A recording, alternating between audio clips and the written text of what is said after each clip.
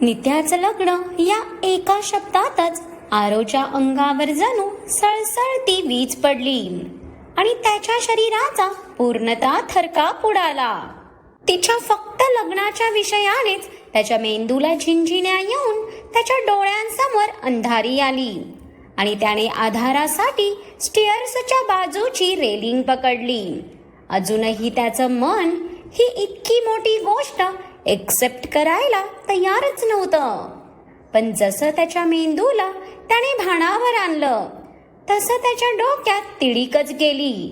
काय? तो इतक्या काही मोठ्याने ओरडला होता की तिथे उपस्थित सगळ्यांच्या नजरा त्याच्यावर खिळल्या. पण अग्नेयचे ओठ त्याच्याकडे न बघताही किंचित रुंदावले. हेच तर हवे होतं त्याला. आरवचा हा राग जो त्याच्या मजबुरीला स्वतःच संपवून उभा राहील. आरू बेबी. पण त्याला त्या ब्लॅक शर्ट मध्ये पाहून इथे श्रीजाची विकेट पडली ना, कारण तो दिसतच इतका हँडसम होता. सेम अग्नियेची कार्बन कॉपी होता तो.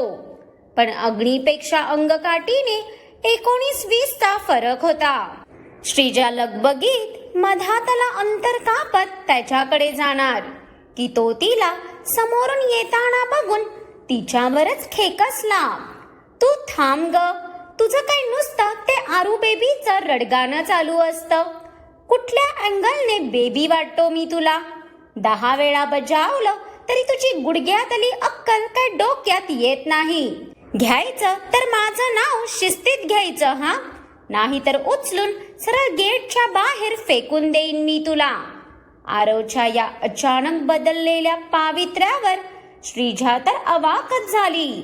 म्हणजे त्याने हुब्याच तिच्या इज्जतीचा पंचनामा केला होता.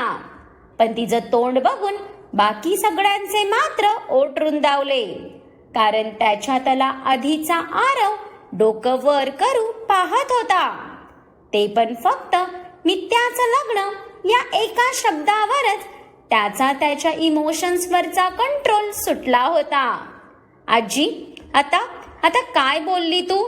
आरव श्रीजाला डायरेक्ट इग्नोर करत तणतणतच आजी जवळ गेला. तसं या रेड्याला समोरून असं फनकारत येताना बघून आजीलाही एक क्षण धडकी भरली. पण ती ऍक्टिंग मध्ये घुसलेली बाई इतक्यात तिचं कॅरेक्टर काय सोडणार होती का? काय बोलली मी? आजी तर आरवचा भडकलेला चेहरा बघून तिची ऍक्टिंगच काय, तर ती आता काय बोलली तेही पार विसरून गेली. ते बघून विष्णूने तर कपाळावर हातच मारून घेतला. आता काही मिनिटांपूर्वी ही म्हातारी मुलांसाठी तलवार उचलण्याच्या गोष्टी करत होती आणि आता बघा स्वतःच्या नातवाच्या रागासमोर हिची जीभही उचलेना. म्हणजे दुसऱ्यांना द्यायचं ज्ञान आणि स्वतः कोरा पाषाण, अशी काहीशी गत झाली म्हणायची. हे देवा, म्हणजे स्वतःच्या नातवासमोर ह्यांची हवा फुसत झाली. यांच्या भरोश्यावर लढायला गेलो तर समोरचाच आमच्या हातातली तलवार काढून घेत आमच्या पोटात घुपसेल. विष्णू काहीसा गंभीर विचार करत शांततेत पुढे आला. आरव, काय चाललंय तुझं? इतका का तणतणत आहेस? इथे आम्ही नित्याच्या लग्नाचं बोलत होतो. विष्णूच्या त्या सरळ सांगण्यावर आजीने त्याच्याकडे बघून दात ओटच खाल्ले. म्हणजे समोरचा हा जमदग्नी डोळ्यानेच इतकी आग ओकतोय तरी ह्याला हे नाटक कंटिन्यू करायचं आहे का? अरे बाबा, तुझं काय अजून भरपूर आयुष्य राहिलंय. पण हे कार्ट मला उडवताना एक क्षणही विचार करणार नाही. आजीचा जीव तर आज पहिल्यांदा आरवचा राग बघून कंठाशी आलेला. बिग बी, तुला कळतंय का तू काय बोलतोय ते?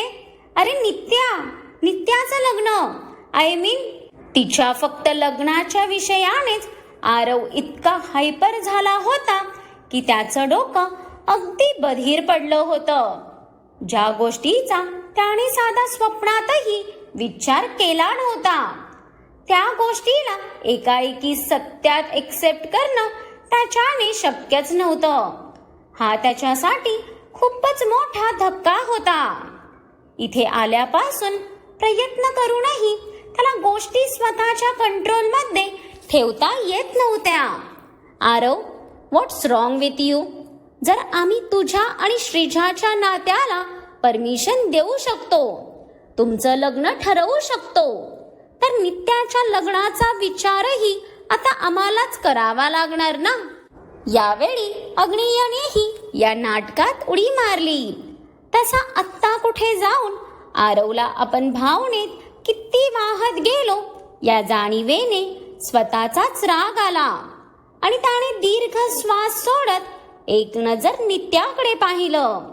तर ती त्याच्याकडे रागात बघताना दिसली त्याला. जणू त्याचं नित्यावरचं उफाळून येणारं प्रेम बघून तिच्या सर्वांगाला आगीचा डोंब उसळला होता.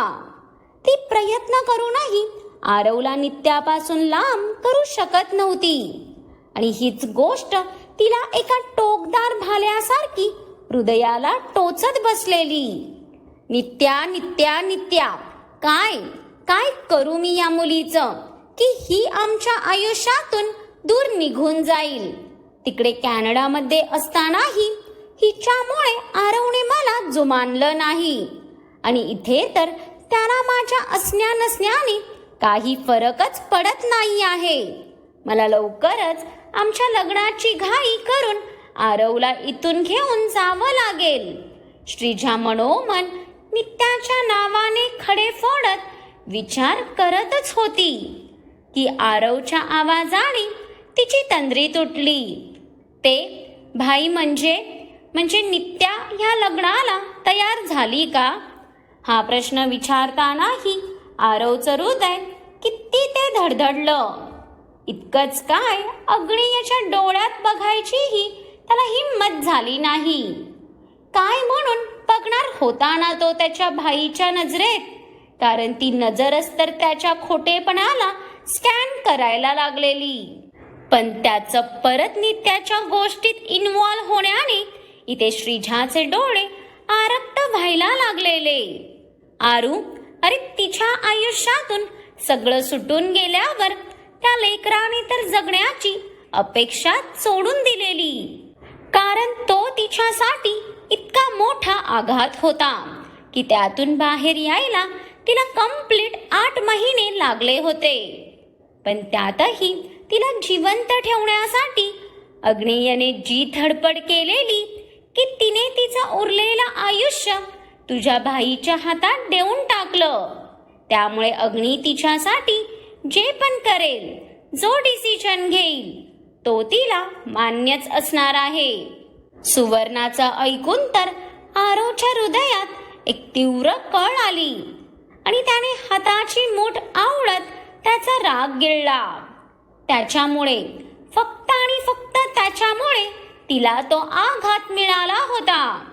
तिला ती कधीही न भरणारी जखम त्यानेच तर दिली होती. तिच्या शांततेचं कारण तो स्वतः झालेला. लोक आपल्या प्रेमाला आबाद करतात, त्याला एका मुकामवर पोहोचवतात, पण त्याच्या प्रेमाने तिला पूर्णतः बर्बाद केलेलं. आता अग्नियाने ठरवलंय म्हटल्यावर नित्याच्या लग्नाची बोलणी होणारच होती. मग उगाच तिथे थांबून स्वतःचा जीव जळवण्यापेक्षा त्याने तिथून जाणंच पसंत केलं.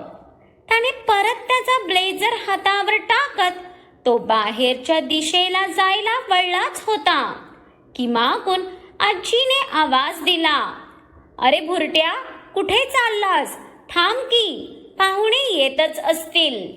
घ्या, म्हणजे मगाशी इतकी हालत खराब होऊनही अजूनही ह्या म्हातारीला चैन कुठे बघा. जाणाऱ्यालाही सुखासुखी जाऊ देईना ती.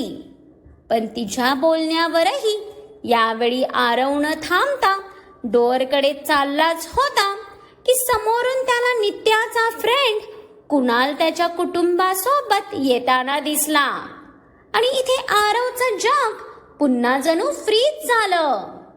या देहाला तर तो 2 वर्ष विसरूनच गेलेला. पण आता तोच देह नित्याला बघायला आलाय बघून इथे आरवच्या हृदयावर जणू तलवारीचे वार होऊन त्याचे हजारो तुकडे झाले. ह्या माणसाला बघूनच त्याला मर्डरर जागा होऊ बघायचा.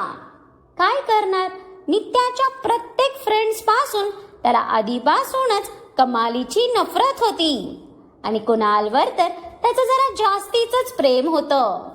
आताही त्याचे डोळे भडक होऊन त्याच्या हातावरच्या नसा अगदी ताठ झालेल्या. पण त्याच्या पुढच्या क्षणाला त्याने खूप मुश्किलीने त्याच्या रागाला आवर घातला. आरव, काम डाऊन मॅन. का इतका चिडत आहेस? जे होतंय ते चांगल्यासाठीच तर होत आहे. कुणाल तिला खरंच हॅपी ठेवेल. तो तिला खूप चांगल्या प्रकारे ओळखतो. बेस्ट फ्रेंड आहेत ते, त्यामुळे तो तिला नेहमी खुश ठेवेल. शेवटी तिलाही हॅपी राहण्याचा पूर्ण हक्क आहे. ती हॅपीनेस तू तिला कधीच देऊ नाही शकणार. तुझं तिच्या आयुष्यातलं एक पाऊल तिच्यावरचं सावट अजूनच वाढवून ठेवेल.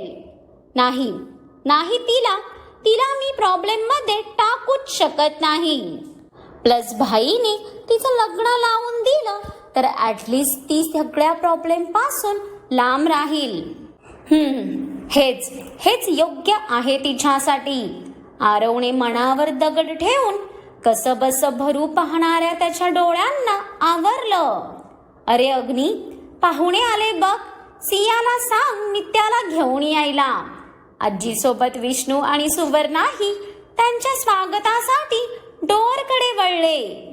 नित्याही रेडीच आहे आजी. पण इथे सियाच्या आवाजाने जसं आरवने एक नजर तिकडे पाहिलं आणि बस तो क्षण, ती वेळ त्याच्यासाठी जणू तिथेच थांबली आणि न राहून त्याचा हात त्याच्या दुखावलेल्या हृदयावर गेला. कारण समोर ती जी उभी होती, ती जिच्यावर त्याचं हृदय वेड्यासारखं बेधुंद होऊन प्रेम करत होतं. नित्या त्या मोरपंखी रॉयल क्लासी साडीमध्ये ती आज कमालीची सुंदर दिसत होती. तिला पाहून तर एक क्षण आरवची हार्टबीट स्किप झाल्यासारखी वाटली त्याला. साडीवरचं ते स्लीवलेस ब्लाउज तर तिच्या हॉटनेसला अजूनच क्लासी बनवत होतं. तिची गोरी पान कांती, हलकासा मेकअप आणि झुकलेल्या त्या गडद पापण्या. उफ, तिला बघून तर इथे साहेबांची हालत पूर्ती खराब झाली ना. पूर्ण शरीरातून तप्त गरमी बाहेर पडल्यासारखी जाणवू लागली त्याला. आणि त्याची ही रिॲक्शन अगदी स्वाभाविक होती. तोही आज पहिल्यांदा तिला साडीत बघत असल्याने सेकंदभरासाठी तो स्वतःचा श्वास घेणंही जणू विसरून गेलेला. आज तिला या साडीत बघून त्याला रिअलाइज झालेलं की कालपर्यंत त्याला आवडत नसणारे फ्रॉक घालून फिरणारी ती एकाएकी किती मोठी आणि सुंदर झाली आहे ते. कुणाल, अरे जर असा एकटक आमच्या नित्याकडे बघत राहिलास तर नव्याने प्रेमात पडशील हा तिच्या. आरवची नित्यावरची नजर बघून सिया नुकत्याच आपल्या कुटुंबासोबत आत आलेल्या कुणालला बघून गालात हसली. तसा कुणाल काय ते समजून गेला. पण इथे अग्निदेव तिच्या हसण्यावर चिडले ना. तिचं कोणाकडे बघून स्माईल करणंही या सडूला आवडलं नाही. म्हणजे एका मुलीचा बाप होऊनही याची इन्सिक्युरिटी बघा. सियाने बोलूनही आरवचं तिच्याकडे लक्षच गेलं नाही. कारण तो नित्यात इतका हरवला होता की त्याच्या मेंदूने त्याच्या सर्व इंद्रियांना जणू संपावर पाठवलेलं. अरे आरू, राजा, तू तिथे डोअरपाशी काय करतोय? आता मुद्दाम सियाने आरवला आवाज दिला. तशी इथे नित्याची धडधड वाढून सियाच्या हातावरची पकड घट्ट झाली आणि तिने हळूच तिच्या पापण्यांची झालर उचलून त्याच्याकडे पाहिलं. आणि इथेच त्या दोघांचंही जग एकमेकांच्या नजरेत कैद झालं.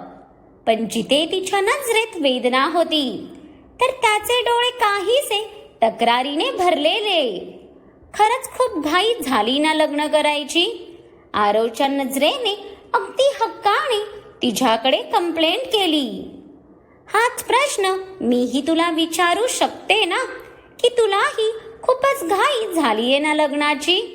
नित्याने खूप मुश्किलीने तिचे भरणारे डोळे अडवले होते. नित्या, का का असं वागतीये सांग ना? तुला खरंच काहीच दिसत नाही का ग? आरवची नजर आता अगदीच आगतिक झाली. दिसून काय उपयोग आरव? कधी कधी प्रत्येक गोष्टीला फक्त शब्दांचा आधार असतो. ते शब्दच नात्यांची ओळख ठरवतात आणि शब्दच नात्यांना बांधून ठेवतात.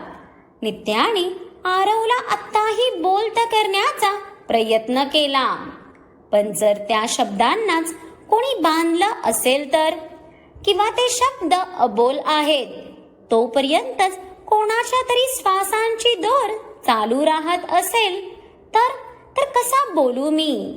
माझे शब्दही माझ्यासारखे मजबूर आहेत नित्या, म्हणून तुझं पुढे जाणंच योग्य राहील. आरव भरलेल्या नजरेनेच जणू नित्याला तिच्या मनाची व्यथा सांगून तडक बाहेर पडला. पण इथे त्या दोघांच्या नजरेचे खेळ बघून श्रीजा मात्र चरफडत तिच्या रूमकडे गेली. ते बघून इथे अग्नेयचा एक ओठ तिरकस हसला. आता आरवचे शब्द बोलले नाहीत तरी श्रीजाची जलेसी खरं काय ते लवकरच ओकणार होती.